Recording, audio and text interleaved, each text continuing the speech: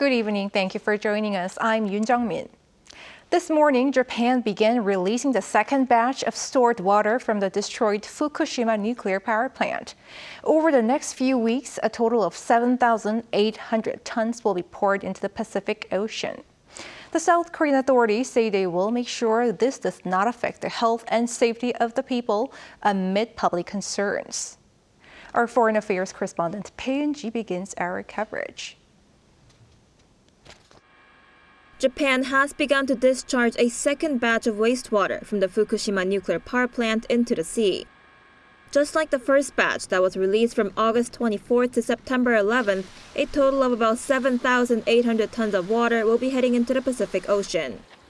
The process will take 17 days until October 23rd, meaning around 460 tons a day will be released. The South Korean government confirmed at a press briefing that the plant operator began the process on Thursday morning. The Tokyo Electric Power Company started to release the second batch of water at 10:30 a.m.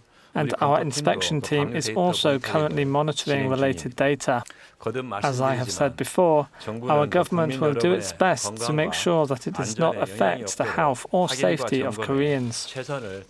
But despite government reassurances, civic groups in South Korea rallied outside the Japanese embassy in Seoul on Thursday, holding up signs that read, "Stop ocean dumping." The protesters urged Japan to immediately halt the release process, saying samples of the second batch of wastewater contained a small amount of radioactive material, such as cesium. They said this shows that the ALP system cannot remove radioactive material from the wastewater completely, and that they cannot trust the Japanese government that's been saying the water is safe. Meanwhile, a Chinese local news outlet also strongly criticized Japan's latest move. Citing Einar Tangen, a senior fellow at a Beijing-based think tank, the Global Times on Thursday called Japan a rogue nation, saying that it was releasing nuclear garbage without addressing concerns from its neighbors or its people.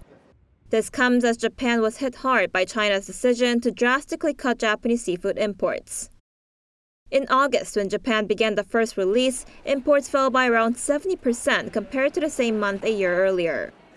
Despite concerns, Japan plans to discharge about 2% of the wastewater stored in the Fukushima power plant by March next year. A total of 1.34 million tons of water, enough to fill 500 Olympic-sized swimming pools, will be discharged over the next 30 years. This means Japan will have to release a larger amount of water starting next year. Bae Eun-ji, Arirang News.